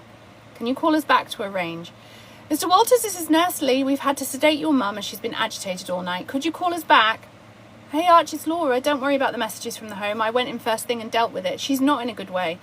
They think she's getting worse, like the hospital warned us. But I meant what I said, though. You've done your part, Arch. Let us help. Then I checked my text messages in our band group chat. Fox. Those lyrics are sick. I've spoken to Mav and he can meet us in the studio next week. You got any more hidden in that head of yours? Charlie. We'll see you for dinner, yeah? We can talk about the new album then. Me. I'm not sure I'm up for dinner. It's been a long couple of days with Mum. Fox. All the better to blow off some steam. Shots, music and us. What more could you need? Me. You're not going to take no, are you? Me. Don't answer that. Fox. See you at 7, but someone bring food. I'm not cooking. Charlie. And bring Lee. We invited Lee. Me. We? Oh, fuck, guys. You didn't. Both. Oh, you two are a nightmare. Charlie. What? Sharing is caring. Me. Vomit face emoji. Fox. We're young and having fun. You should try it sometimes. Me. We had sex. Charlie. WTF. You can't just spring this shit on us. Fox. We need details. Me. We had sex. It was good. Charlie. Good? Ice cream is good. A hot shower is good. Sex should be something more than good. Fox. Give the man a break. It's been so long. Good sex is probably all his poor heart can cope with. Me. Fuck off. It was mind-blowing. Charlie. You like her. Like, really like her. I paused before I answered because I did like her. A lot. She was so much more than any woman I'd ever met. I trusted her. She got me, even though I still didn't understand myself properly, and she seemed to know what I needed. I ached to be around her, and I was starting to realize it was more than physical. I missed her if I didn't talk to her for a few hours. I thought about her all the time. I sought her out for comfort, laughter, touch, a moment of calm in the whirlwind of my life. Me. I really do. Fox. We're really happy for you both. You deserve someone to make you happy. Me. She doesn't want more than a bit of fun, and I can't tell her how I feel. Fox. You can, and you should. Me. Got to go. I'll see you tonight, and don't embarrass me in front of Nee. Charlie. Us? How rude. Jesus, woman, you know how easily I get hard around you, and you dress like that. I stood in Ione's doorway, staring at her in front of me, dressed in skin-tight, stone-washed, ripped jeans, an oversized white vest over a lacy black bra, and a chunky long grey cardigan. She turned, padding across the wooden floor, showing off the thick braids that wrapped around the sides of her head, finishing in a messy bun at the nape of her neck. Smooth, Arch. Give me a sec to put some shoes on, she sighed. Sorry. I laughed. I know how much you hate wearing them. I'm taking them off as soon as we get to Fox's. That's fine. She pushed her feet into some black heels that made her even taller, which pushed me over the edge, my cock instantly hard. "Archer," she giggled, "we have to go." "What? You know I have no control around you, and not when you look as hot as you do right now." She crooked her finger, beckoning me towards her as she walked away from me until her back hit the wall and I closed the space between us. Running my knuckles against her jaw, I watched her eyes darken and the rise and fall of her chest quicken. "Tell me what you'd do to me if we had time." I groaned at the thought of what I'd do to her, or let her do to me if we had time, but we didn't. There was a car waiting outside and the boys would blow up my phone if I was late. But looking down at her right now, none of that seemed to matter. Pressing my hands either side of her, I caged her in, my cock throbbing in appreciation as her fresh scent washed over me. Leaning in, my lips brushed against her, and I loved how she shivered. "I would start with your breasts," I murmured, pulling her vest from where it was tucked into her jeans. I danced my fingertips over her stomach, up to her bra, cupping her breasts through the lacy fabric. Then I would kiss your neck until you made that noise I love you making. I ran kisses from her collarbone to her ear, smiling against her skin as she let out the strangled cry I wanted to hear. "And then," she whispered, "and then I would undo your jeans like this." I unfastened the button and slid down the zip. "I would slip my hand into your panties and rub your clit." She fisted my shirt as I did just that, circling her swollen bundle of nerves, our panting breaths filling the silent space. "Then I would tell you to spread your legs so I could slide my fingers inside you." Her legs parted, allowing me to slip 2 fingers inside her. Her head fell to my shoulder as I slowly pumped them in and out, her arousal coating me. In an ideal world, I would peel off your jeans, turn you around and bury my cock in you whilst I fucked you against this wall. I would want to ruin you. I fucked her faster with my fingers, pressing my thumb on her clit. Instead, I sucked hard on her neck as she tightened around me. "I want you to come on my fingers, but for the rest of the night, I want you to think about me stretching you, filling you, fucking you so hard your legs go from under you and you have to wrap your thighs around me to hold you up. Every time I touch you tonight, every stroke of my finger down your arm, or when I brush over the back of your hand, I want you to know I'm thinking about being inside you, that I'm aching for you." "Oh, fuck, Arch, I'm going to..." I didn't let her finish, crashing my lips into hers as she came hard, arching her back, gripping onto my shoulders until she'd ridden every wave of her orgasm. Panting, she pulled away from me, her eyes searching mine. "Where did that come from?" she whispered. "You like?" I asked as I slipped my fingers from her body, bringing them to my lips and sucking them clean. "Oh, I like," she replied, rubbing her hand over where my erection pressed hard against my jeans. "What are we going to do about this, though?" "We need to leave. Fox will go mad if we're late." She unzipped me, freeing my cock from my boxers before dropping to her knees. "Oh, I don't think you can go anywhere until we deal with this. Put your hands on the wall, Arch, because I'm going to make you see stars." Ione. "I'm on my way, calm down. Yes, Ione is with me. No, we weren't having sex. Traffic is terrible, that's all." "Fuck off, you idiot. Pour us both a drink. We'll be there in 10. I giggled once he'd hung up the phone. "Sorry, but you would have been hard all night. I was doing you a favour, really." I smiled as he wrapped his fingers in mine, thinking about how he'd fucked my mouth, grabbing my hair and choking me on his thick cock, crying out my name as he spilled down my throat. "Look, about tonight, I should warn you that Fox and Charlie think they are hilarious, so please feel free to ignore anything they say." Do they really share girls? I mean, Lee kind of told me something happened, but I still can't believe it. He shrugged. "It doesn't happen that often, but yes, they share. I mean, Charlie just loves sex and Fox will sleep with anyone. He has no boundaries. Man, woman, men and women, groups. He likes it all." I wrinkled my nose. I'm not sure I want to think about what it means when they talk about sharing my friend. I mean, I'm all about experimenting with sex, but Lee and I have been friends forever, and the thought of your friends spit roasting her or DPing her, God, that's too much. Archie's eyes widened. Jesus, why are there so many sex words I don't know? What the hell is DPing? I ran my fingers through his hair, shaking my head. Double penetration, you know, a hole each, or sometimes one hole together. He started coughing. What the hell? I just assumed they took turns or something. Jesus, where was I when they taught all you sex fiends this? Maybe looking after your mum and sisters? I guess, but I feel like a loser. I mean, I could have found out. I watch porn, but I always felt like a freak for wanting to look at anything that wasn't vanilla. I've avoided it all and pretended I didn't want to know. And now you have me. I winked. And now I have you. But I have no intention of seeing you be DP'd. He shuddered. No. We agreed, remember? No sharing. Kiss me, Nee. I want those lips all swollen tonight. I want to know I did that to you. I leaned in and kissed him as his palm cupped my cheek, his tender touch making my heart hurt. It hurt because I knew the thoughts I was having about this man, the direction my treacherous heart was leading me, and I knew it would end up with only one outcome: heartbreak. Finally, arsehole. You're not allowed to be late or cancel on band dinners. Them's the rules. I know, and I'm sorry, Archer offered as we followed Fox into his house.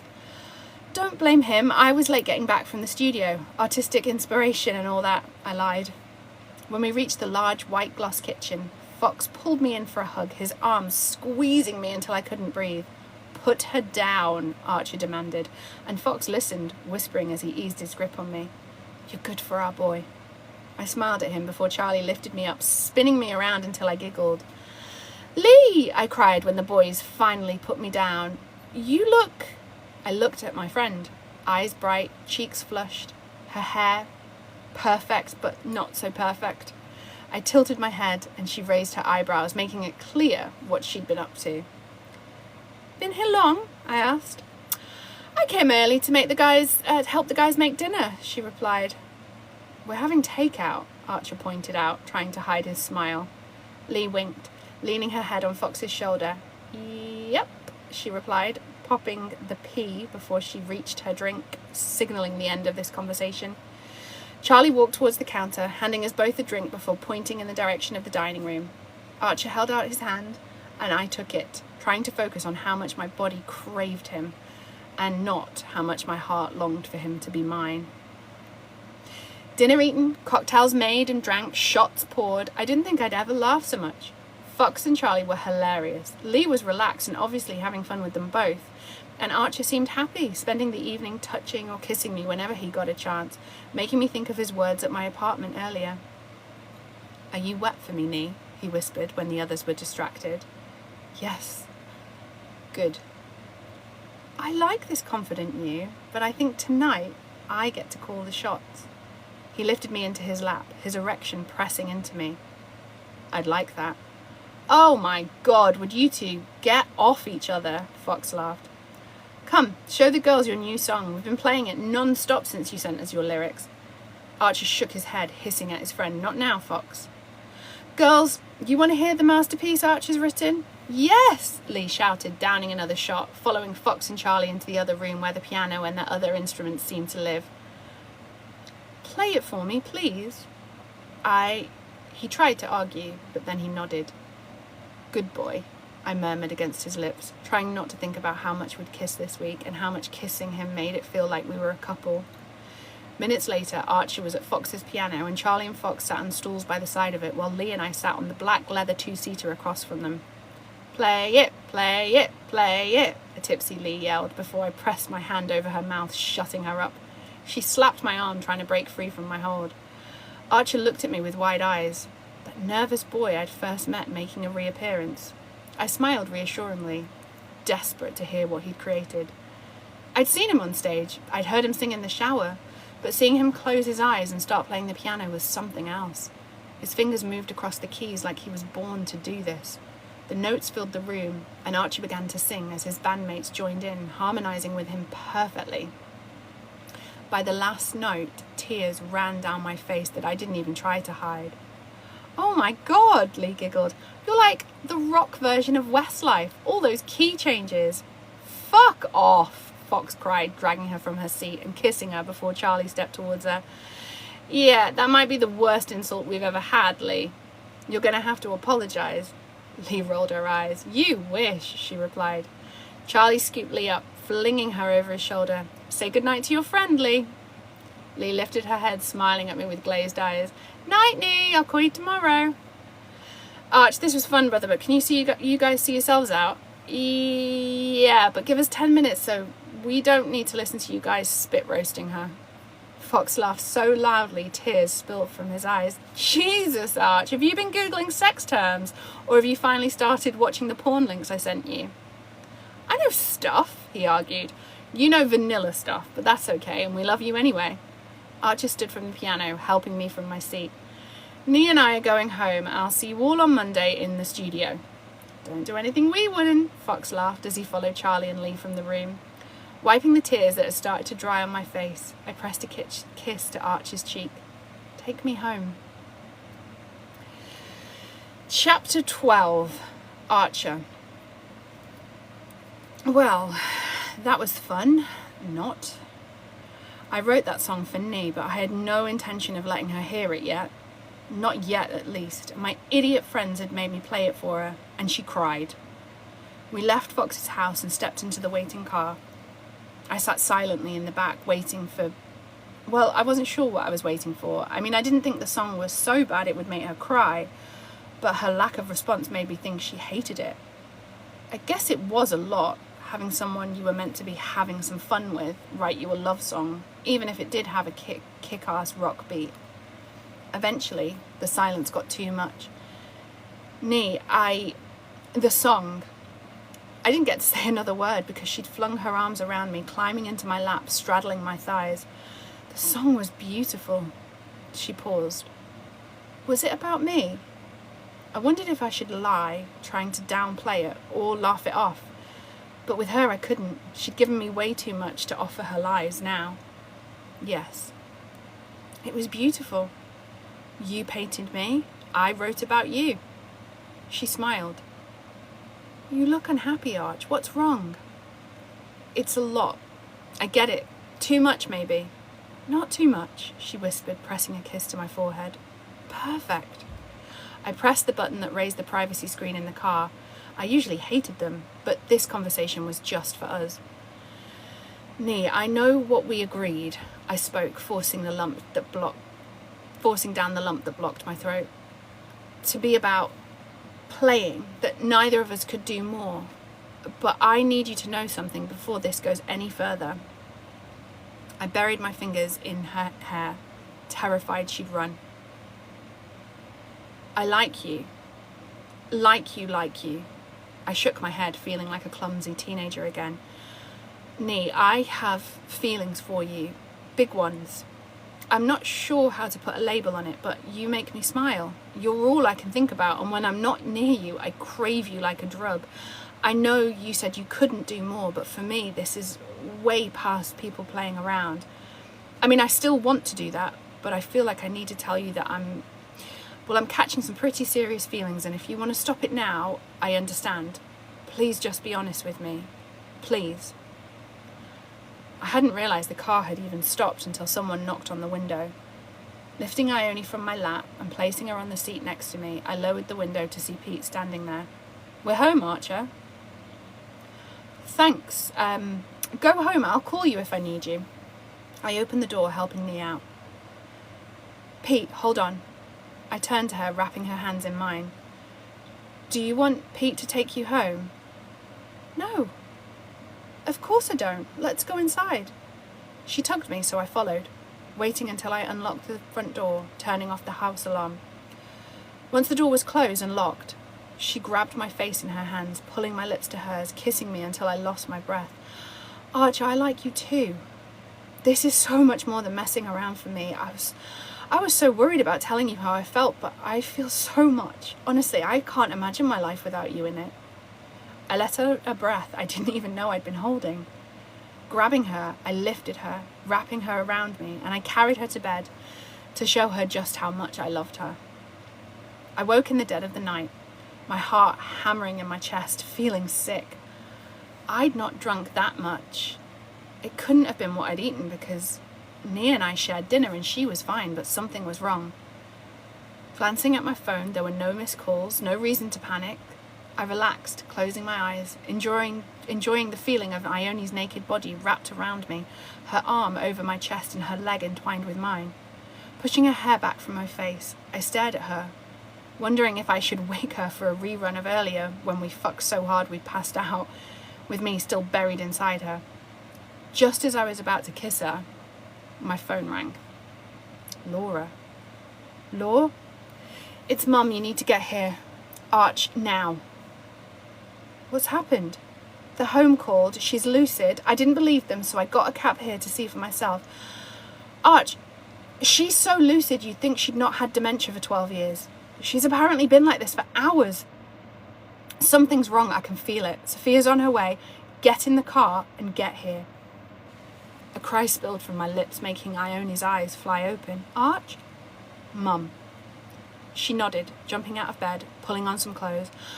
Archer, hang up and call someone to drive us. Laura, we're coming, I managed to croak out. Half an hour later, I was running into Mum's room, but she was asleep. Sophia sitting next to her bed, sobbing silently while Laura paced. Girls, you want to go and find some coffee? Ione asked, giving my sisters a moment to breathe. They both nodded, moving to follow her. Before they left, Nee pressed a kiss to my cheek. Talk to her.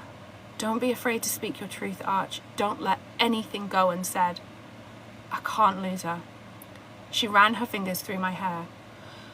We don't have any choice about that, but you do have a choice about what you want to say to her. And with that, Nee and my sisters left the room, and I took the seat next to Mum's bed. I can feel this is going to be emotional. I sat for a while, watching her chest rise and fall, remembering my childhood. She was a great mum, but life got in the way and she struggled to cope. My dad, her diagnosis, it broke her, but I was there to pick up the pieces. I used to think I had nothing to complain about. I mean, I had a mum until I was 14, but really, now I thought about it, I'd lost both my parents when my dad left. I became an adult when I was 7. I knew she didn't mean it, but she'd always expected me to take care of them all, and I spent a lot of time wondering if I'd done enough. Now, with the state of her dementia, I'd never know.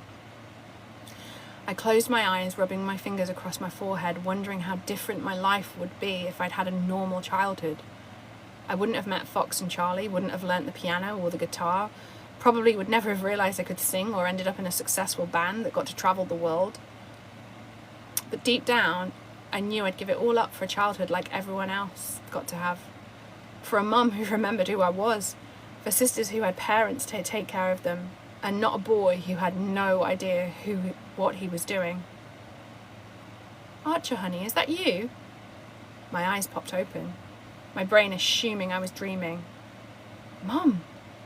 Tears filled her eyes as she stared at me. Archer, she whispered, as if she couldn't believe I was here. Hey, Mum. My throat burned as I tried to force down the emotion bubbling in my chest.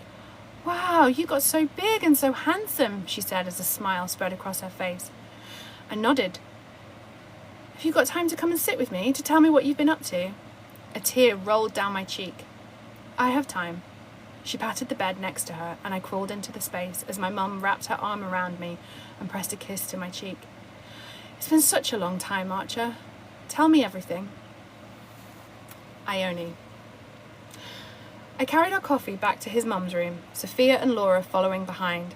As we neared, I could hear voices. Presuming it was the doctor, I moved to the side to let his sisters go first, but as Laura stepped forward, she let out a small cry before flinging her arm out to stop us. Holding her finger to her lips, she pointed into the room. When I twisted to see what was going on, my eyes landed on Archer, in bed next to his mum, curled up on his side, while she was awake, talking to him. I'm so proud of you, Archer. I don't know if I ever told you. I'm not sure I told you enough. Things are foggy. I hope I did a good job as your mum. You did, Mum, I promise. I did so many things wrong. When your dad left, the things I said. You weren't responsible for me or your sisters. I hope you know that. You're my family. Of course I take care of you all. She let out a sob. You did, didn't you? You gave up everything for us. I'm so sorry, baby. I'm so sorry I did that to you. You did nothing. You were ill. And you were a kid. I should have done better. Archer, can you forgive me? Mum, there's nothing to forgive. But can you? Can you forgive me? I forgive you, Mum. Thank you. He kissed her forehead. And how have you been? You and all the girls. We're all good, Mum. The girls are amazing. You'd be so proud of them. Sophia left out a soft sob, and I pulled her to me, wrapping my arm around her. And have you got a girl? Someone special? He didn't even pause before he answered. I have, Mum. I have a girl who makes me smile. She takes care of me. You'd really like her. I'm so glad. You deserve all the love in the world.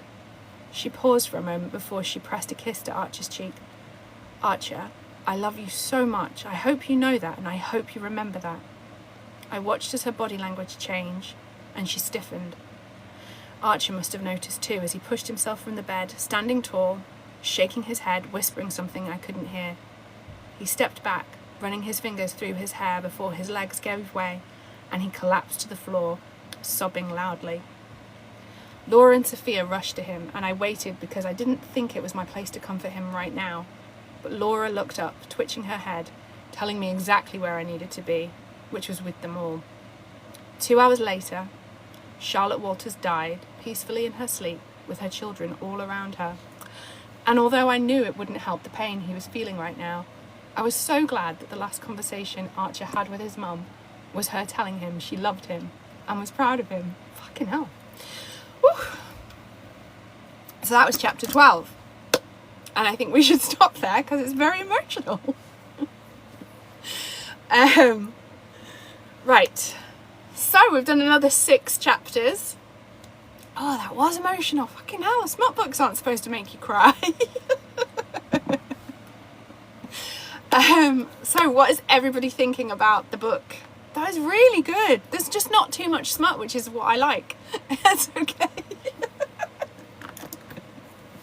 No, you're writing a really good book, Esme. It's very good. I just didn't expect to cry.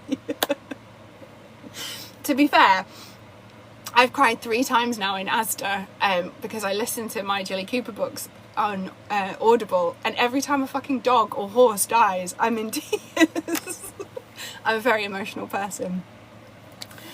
Yeah, it's a really good book. The kink is good because there's the conversations. It's exactly the way it's meant to be. There's just enough smut for it to be like, ooh, ooh.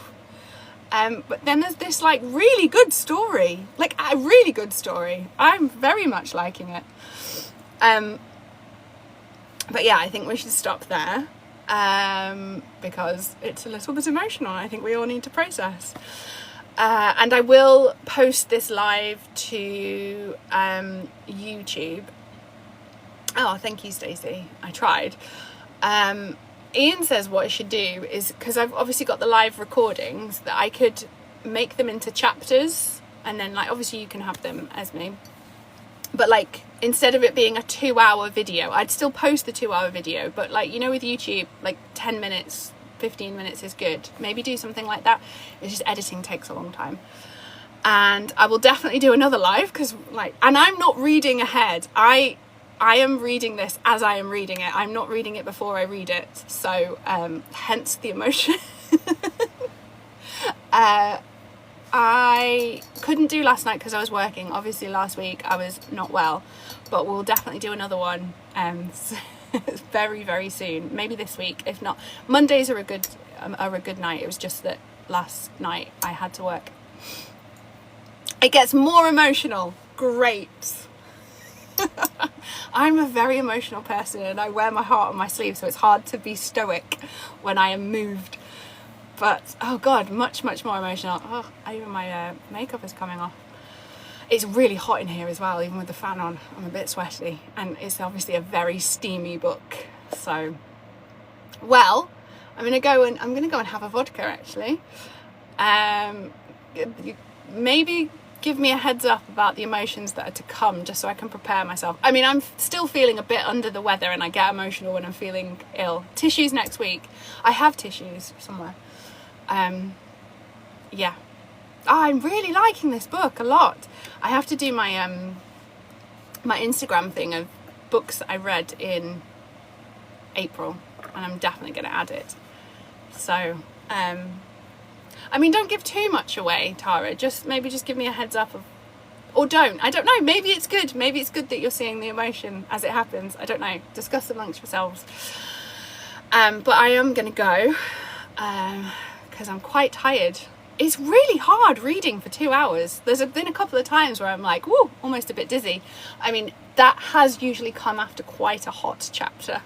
But no, I'm liking this so much more.